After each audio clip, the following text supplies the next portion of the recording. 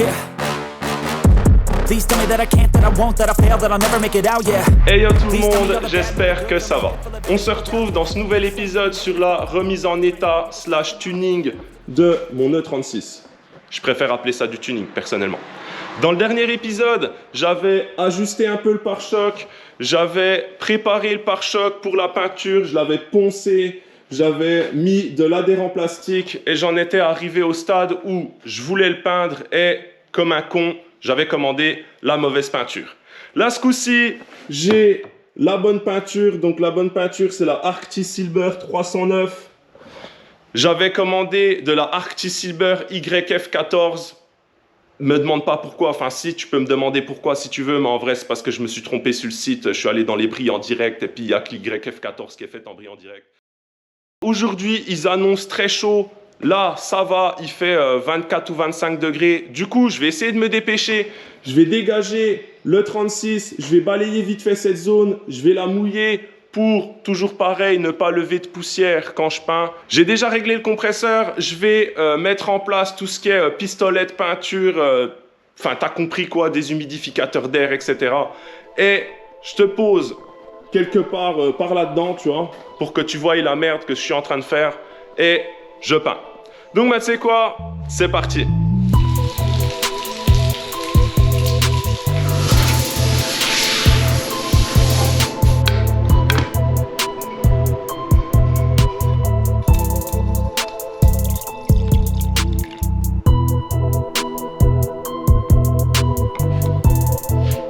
J'ai balayé mon sol, j'ai correctement mouillé toute cette zone, j'ai bien nettoyé et soufflé le pare-choc. J'ai préparé ma dose de peinture qui est juste là. Je pense que j'en ai fait beaucoup trop. Mais bon, je préfère en faire trop que pas assez à ce niveau-là. J'ai aussi sorti le vernis et le durcisseur. Parce que, tu sais, les peintures là, ben, faut les vernir et ça va assez vite. En vrai, tu mets ta peinture et au bout de 10-15 minutes, en gros, une fois que la peinture elle est devenue mate, la peinture que tu as appliquée est devenue mate, tu appliques ton vernis. Donc, ça va aller assez vite. Il va falloir que je me dépêche un peu. Du coup, là, j'ai posé le trépied juste là, un peu comme tout à l'heure. Donc ça, ce sera la vue que tu auras de la merde que je suis en train de faire. À tous les carrossiers qui vont regarder cette vidéo, je suis désolé. Franchement, je m'excuse parce qu'à mon avis, ce que tu vas voir, enfin, tu vas me juger. Et franchement, tu peux me juger, tu sais quoi, à ta place, je ferai pareil. En tout cas, de sûr, toi, tu ferais pas comme ça. Et c'est normal. Donc, bah, tu sais quoi, c'est parti. Je pose la caméra et j'attaque le sprayage de mon pare-choc. Allez, action.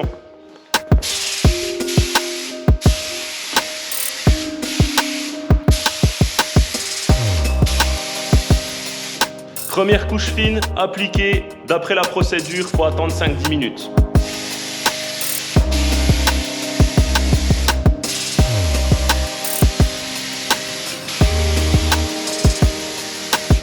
Bon, j'ai fini d'appliquer ma peinture.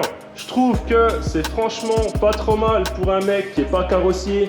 J'ai mis 5 couches fines, je crois, pour arriver à ce résultat. J'avais quelques manques, notamment ici, là un peu, et surtout au fond des anti-brouillards en fait. Mais bon, au fond des anti-brouillards, il y a toujours un léger manque, mais on ne verra plus rien. Déjà, il y a des anti-brouillards de montée, donc on ne les verra pas. Enfin bref, pour moi en tout cas, pour ce que je vais en faire, ce sera très bien. Là, j'ai pas trop le temps de niaiser parce que dans 10, 15, 20 minutes max, la peinture, elle est bonne à prendre son vernis. Donc, faut que je nettoie mon pétard, faut que je prépare mon vernis et j'attaque la pose du vernis. Du coup, je vais te reposer là où tu étais, au niveau de ce trépied-là, et tu vas pouvoir voir les conneries que je fais. Donc vas-y, tu sais quoi? C'est parti.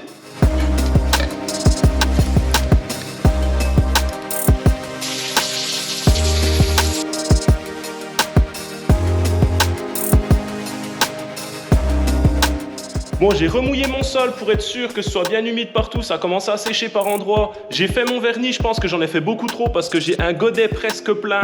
Mais bon, je préfère en avoir de trop que pas assez. Donc là, c'est parti pour la première couche de vernis. Allez, action!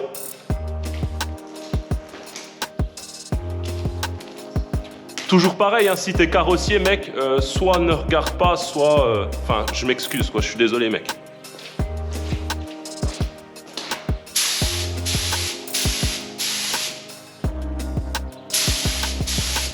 Bon, bah c'est pas trop mal hein, pour un mec qui est ni carrossier, ni peintre, ni rien du tout. Je suis plutôt fier de moi.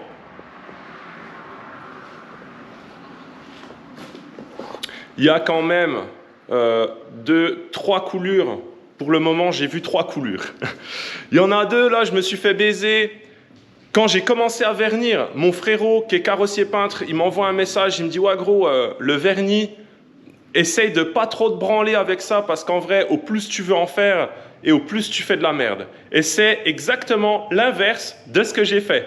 En fait, quand j'ai sprayé dans ces zones-là, tu sais, j'ai pas laissé tendre le vernis.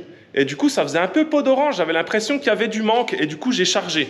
1 fois, 2 fois, peut-être même 3 fois, je sais pas exactement. Et du coup, regarde. Je sais pas si on va bien se rendre compte à la caméra, mais tu vois la petite coulure qu'il y a là, il y a à peu près la même de l'autre côté. Mais bon, je pense que ça, une fois que le pare-choc il sera sur la voiture et qu'il sera debout, on s'en rendra plus trop compte. Et il y en a une autre de couleur qui est là sur le côté, là, tu vois là. J'essaie de jouer avec la lumière, mais je sais pas si tu vas bien te rendre compte, c'est juste là. Mais enfin voilà quoi. Pour le moment, il y a 3 coulures que j'ai vues. Je suis plutôt content du résultat en sachant que je suis pas dans les meilleures conditions pour peindre. Mais bon, ça sera très bien pour ce que je vais en faire. Je te rappelle que l'ancien pare-choc de la BM, il a été complètement déglingué en 2 jours, tu vois. En un aller-retour au Mexique, il était mort le truc. Du coup, je pense que le résultat que j'ai là, ce sera très très bien pour ce que je vais en faire. Du coup, tu sais quoi? Je vais mettre ça au soleil pour que le vernis il tire bien correctement et on attaque le tuning sur le compact. Allez, action! Alors voilà.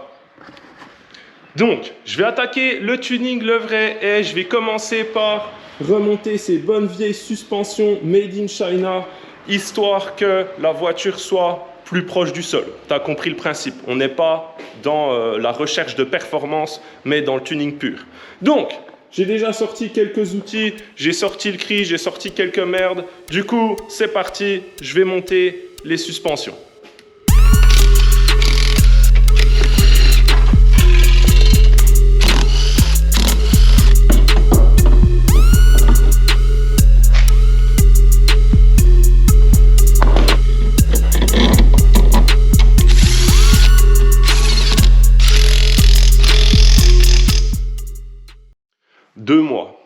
Deux mois, c'est le temps qui s'est écoulé entre le dernier rush et celui-là. Et au bout de 2 mois, eh ben, le compact, il n'a toujours pas son pare-choc, tu vois. Donc tu vas me dire, qu'est-ce que j'ai foutu pendant ces 2 mois? Ben, j'ai fait d'autres trucs, en fait. Déjà, je suis parti en vacances. Et puis, j'ai fait d'autres trucs un peu de merde. Genre, j'ai changé un carter de 318. Tu vois, le vieux, il est là. Je l'ai démonté 2 fois. Une première fois pour essayer un truc, une deuxième fois parce qu'il fallait le changer au final. Enfin bref, on s'en fout, j'ai fait d'autres choses. Donc là, reprise du boulot sur le compact, enfin reprise de la remise en état, je sais pas comment on peut dire, on s'en fout. Du côté du pare-choc, ça, tout est bon. Le pare-choc, il est peint et tout, je sais pas si tu te rappelles, mais c'est bon, le pare-choc, il est peint. Et là, en fait, je voulais monter les moulures. Tu sais, là, il y a des espèces de moulures en plastique noir, là. Et le délire, c'est qu'il m'en manque une. Il me manque celle-là, là, la plus petite, là. Celle-là, là, elle se décroche facilement parce que là, derrière, tu as ton anneau de remorquage. Et du coup, je l'ai perdu l'hiver dernier dans la neige.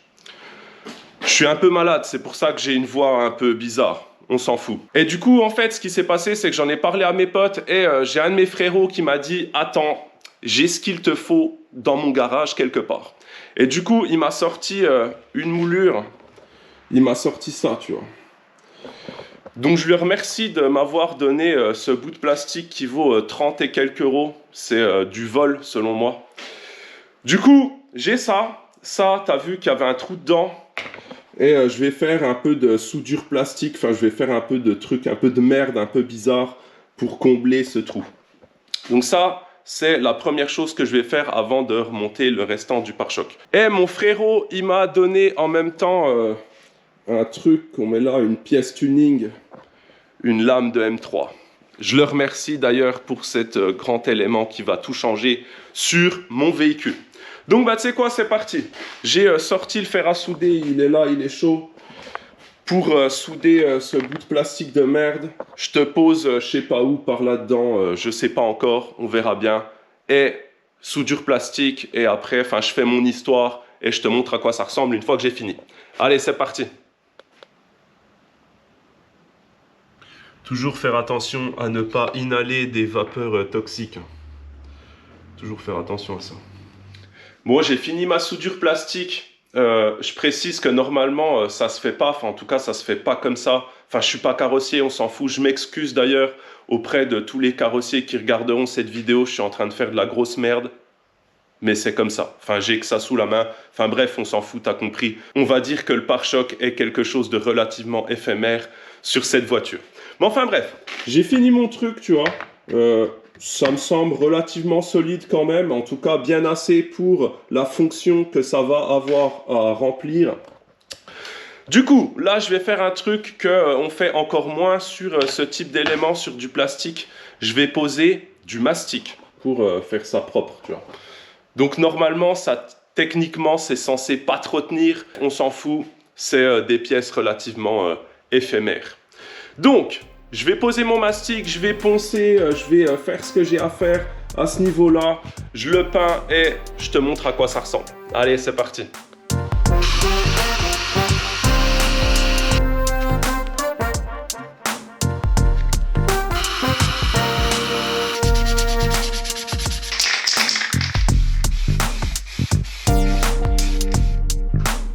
Bon, bah ça c'est fait, c'est mastiqué, c'est peint. C'est pas une réparation géniale, mais c'est fait, c'est toujours mieux qu'avoir un trou de patate en plein milieu du plastique. Du coup, ça c'est bon, on n'en parle plus pour le moment. Là en fait, ce que j'ai fait, c'est que j'ai mis mon pare-choc sur des tréteaux, t'as vu, t'es pas aveugle. Et mon frérot Pierrick, il m'a non seulement donné ce bout de plastique avec un trou dedans, mais il m'a aussi filé ce truc-là. Ce truc-là, c'est une lame tuning, t'as compris, qui vient se foutre comme ça, là. À peu près, tu vois. Ce truc-là, il se monte avec des espèces de vis ou de clips ou je sais pas quoi, là. Il y a déjà des trous dans le pare-choc, t'as vu. Ça a l'air de correspondre vite fait. Mais je t'avoue que tout à l'heure, j'ai essayé de le monter à l'arrache et ça avait l'air de pas trop aller quand même. Mais j'ai fait ça à l'arrache. Enfin bref. Du coup là, l'idée en fait, c'est de monter ça là-dessus. Après, une fois que ça c'est bon, je peux monter les garnitures du pare-choc sur le pare-choc, les anti-brouillards, et je pourrais enfin monter le pare-choc sur la voiture. Bon, bah voilà. J'en ai un peu chié pour l'ajustement, mais bon, c'est une lame eBay sur un pare-choc eBay, donc il y a un moment donné, faut pas s'attendre à des ajustements de ouf avec des pièces à 50 balles, tu vois. Enfin, en tout cas, la lame, elle coûte une cinquantaine d'euros, tu vois. D'ailleurs, on voit qu'elle n'est pas tout à fait droite, là, tu vois. Enfin, c'est une lame eBay, quoi. Déjà, merci au frérot de me l'avoir donné. Là, en fait, je me suis rappelé que les moulures de pare-choc, en fait, je peux pas les mettre. En tout cas, pas tout de suite, parce que le pare-choc, il se visse là. En tout cas, de ce côté, je pourrais mettre celle du milieu, mais du coup, ça m'avancerait pas à grand-chose. Du coup, ce que je vais faire, c'est que je vais quand même monter mes anti-brouillards. Je te spoil direct l'histoire. Ils sont pas jaunes comme la dernière fois que je les avais changés. Et après, ce que je vais faire, c'est que, tu vois, la bagnole, elle est là. Et en fait, elle est dégueulasse. Et je vais la foutre là-bas. Je vais la laver. Et une fois qu'elle sera propre, peut-être même que je vais mettre un coup de belle gomme alu sur les jantes. Si j'en ai, je crois que j'en ai qui traînent quelque part. Mais enfin bref, une fois qu'elle sera lavée, une fois qu'elle sera propre, je pourrai enfin remonter ce pare-choc de merde sur cette caisse de merde. C'est parti.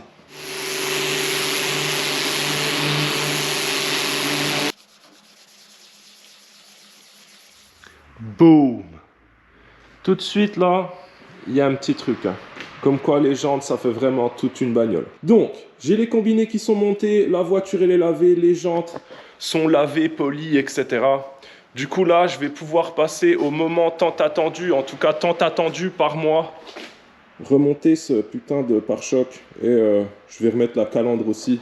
En même temps, enfin c'est logique, tu vois, t'as compris. Donc là, pour le moment, le pare-choc, il est comme ça. Il est là, il n'a pas bougé. Depuis que j'ai mis la lame, il n'a pas bougé. Je vais monter le pare-choc sur la voiture. Une fois que le pare-choc est sur la bagnole, je monte les moulures et les anti-brouillards. Je suis pas sûr que ça va se passer tout à fait comme ça. Hein. Peut-être que je vais monter des anti-brouillards. J'en sais rien, je sais pas. Mais dans l'idée, c'est ce que je vais faire. Donc, pare-choc sur la bagnole. Après, je monte les moulures, je monte les anti-brouillards et je te montre à quoi ça ressemble. Allez, c'est parti.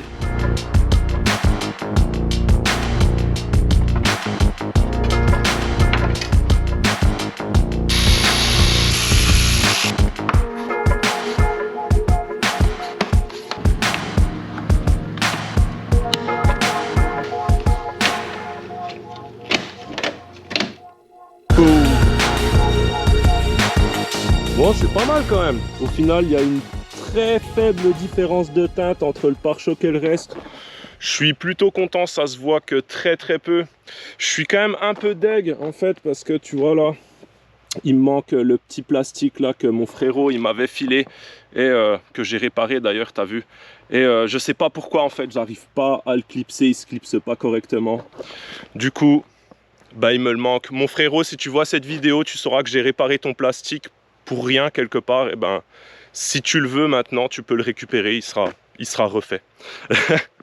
Du coup là, la voiture, on va dire qu'elle est plus ou moins finie, enfin plus ou moins finie. En tout cas, pour le moment, elle est finie, je peux m'en servir, je peux rouler avec. Elle est propre, elle est jolie, elle est comme je veux qu'elle soit, quoi. Je suis un peu deg, je sais pas si je vais pouvoir la laisser aussi basse que ce qu'elle est là maintenant en fait, parce que ben, t'as vu, j'habite à la campagne moi, et il y a souvent des petites routes comme ça de merde, et ben, elles sont bombées, tu vois. Et rien que le petit bombage qu'il y a là en fait, ben, la bagnole elle touche de partout en fait. Et du coup je sais pas si je vais pouvoir la garder aussi basse que ça éternellement, tu vois. On verra en fonction des trajets que je fais, etc.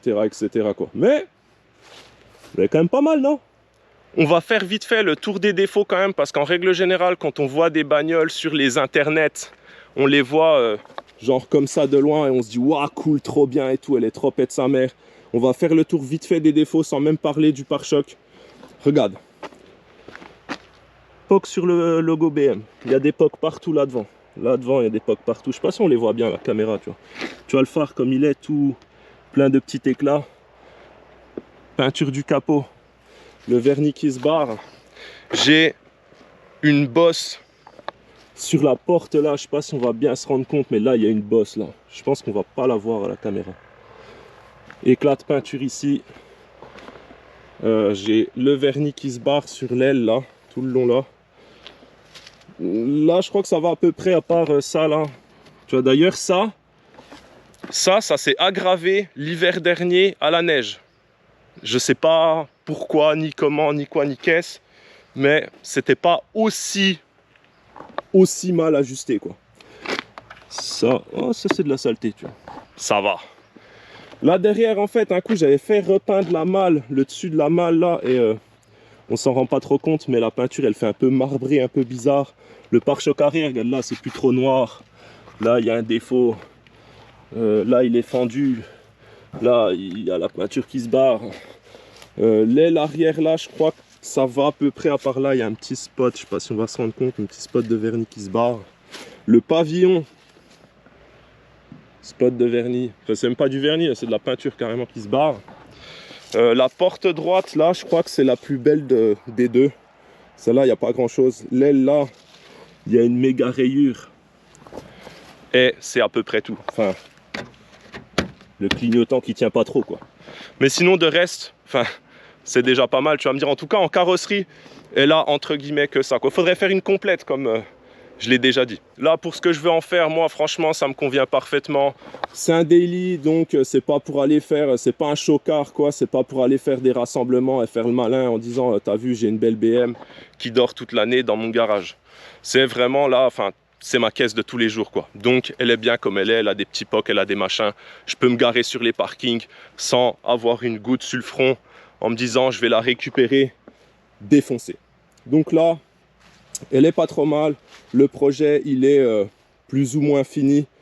J'aimerais bien y mettre un frein à main hydraulique Après, je sais pas si je vais aller au bout de cette idée ou pas. Je sais pas encore. Je pense que c'est encore un énième truc tuning que je veux faire et qui sert pas à grand chose, quoi. En tout cas, c'est la fin de cette petite vidéo. Merci d'avoir regardé. J'espère que ça t'a plu. Comme d'hab, si tu as des questions, des commentaires, des remarques, il y a une section qui est dédiée pour ça, j'essaierai d'y répondre. Tu connais le YouTube Game, si ça te plaît, tu t'abonnes, tu likes, tu partages, tu commandes, enfin bref, tu connais l'histoire, je t'apprends rien en disant tout ça. Moi, j'ai plus qu'à te dire à la prochaine, mon gars. Pop Smoke.